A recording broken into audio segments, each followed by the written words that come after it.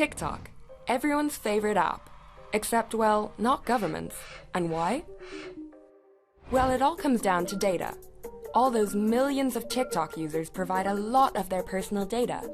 And who do you think has access to that data? Well, that's what's got lawmakers in the West worried. But what about all those other apps and sites we give our data to? Should we be concerned about where it's all going?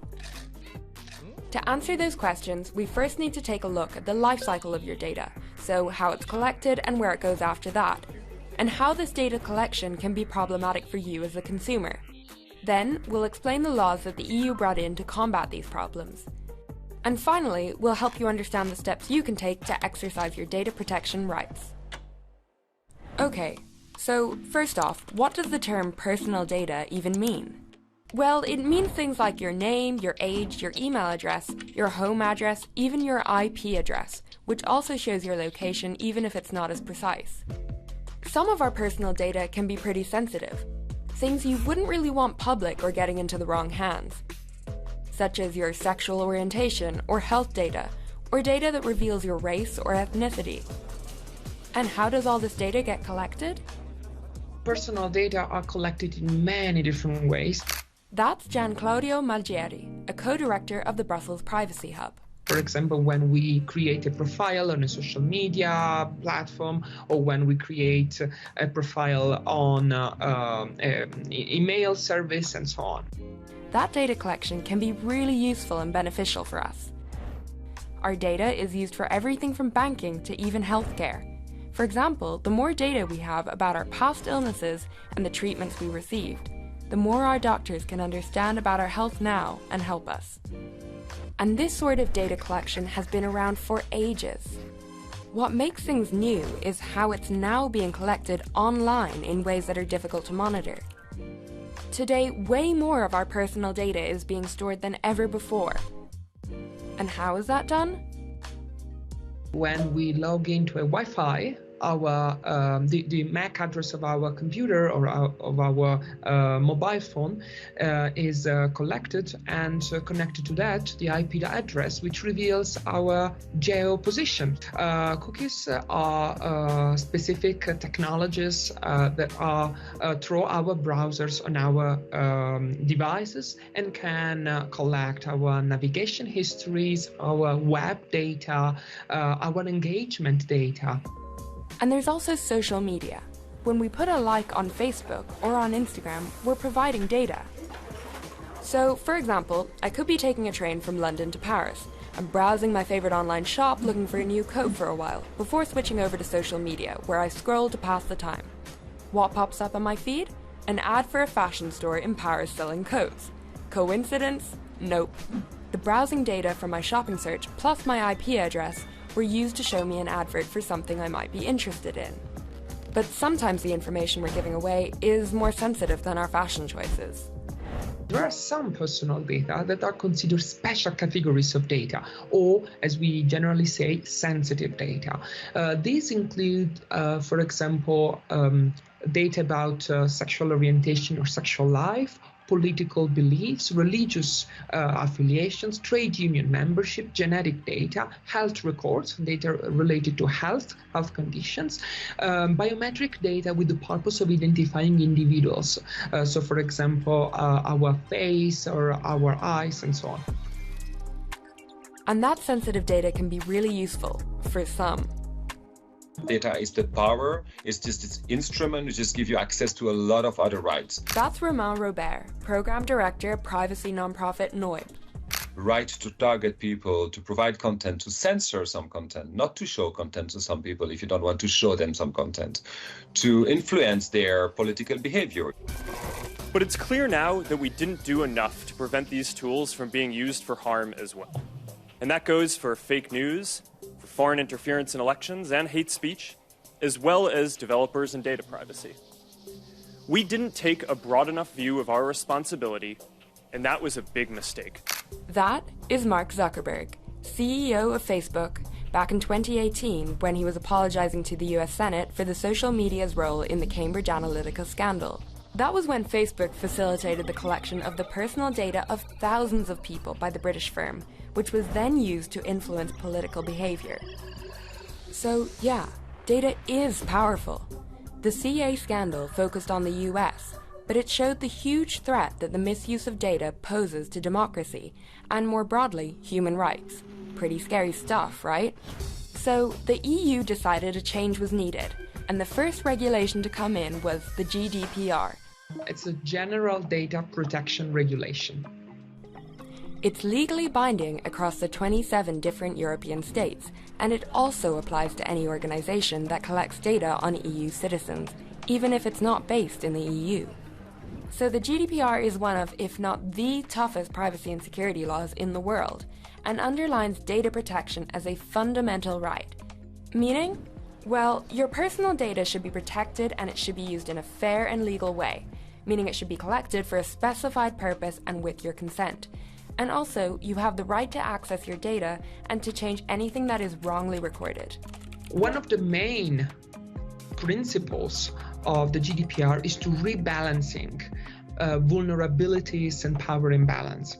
So the GDPR was conceived as a way to reduce the adverse effects or to prevent or mitigate the adverse effects of power imbalance between companies processing our data or public administration and individuals that might suffer from vulnerabilities.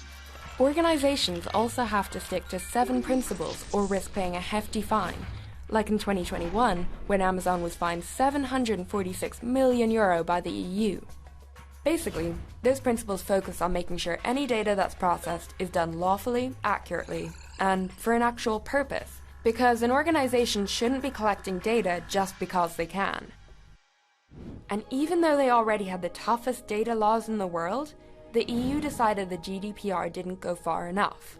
So lawmakers have brought in the Digital Services Act package, combining 2 acts, the Digital Services Act, the DSA, and the Digital Market Act, the DMA. Without going into too much detail, the DSA will protect users by giving us more control over what we see online, things like targeted advertising, and stop us seeing illegal or harmful content. And then the DMA focuses more on boosting the digital economy by helping smaller digital companies compete against the bigger ones. But the question is, even with these new rules added on, has the GDPR really made your data that much safer? On paper, it's a good law.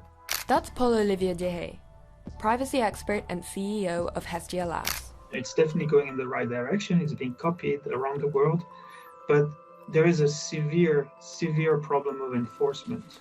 Enforcing the law across the 27 states is difficult.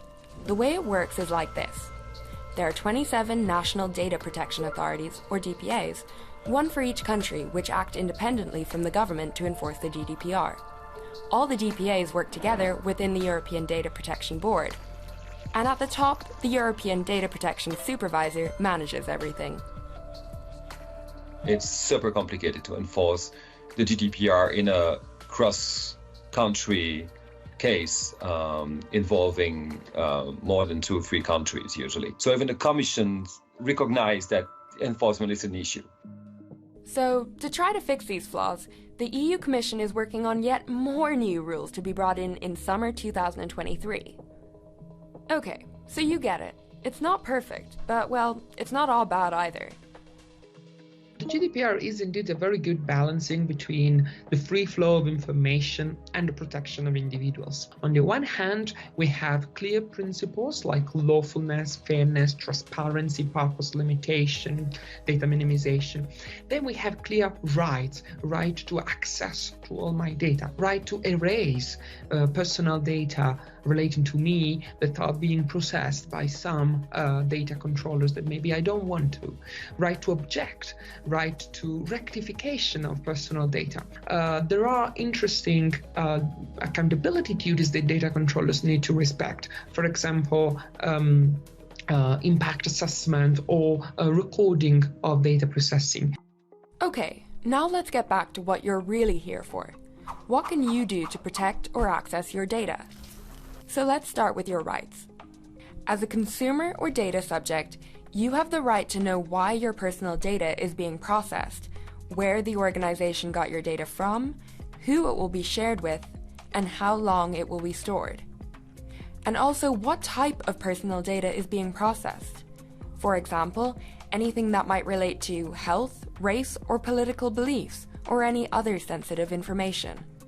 And crucially, how to exercise your data protection rights.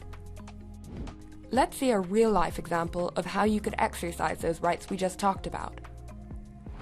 Well, let's say I ordered that coat I was looking at on the train, but now I keep on getting pestered with emails from the company. I want to find out what personal information I provided when I made my order, and also ask them to delete that data.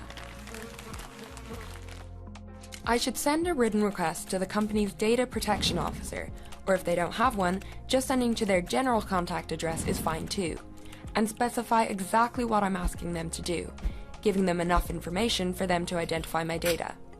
So in this case, my name, contact info, and the item I ordered.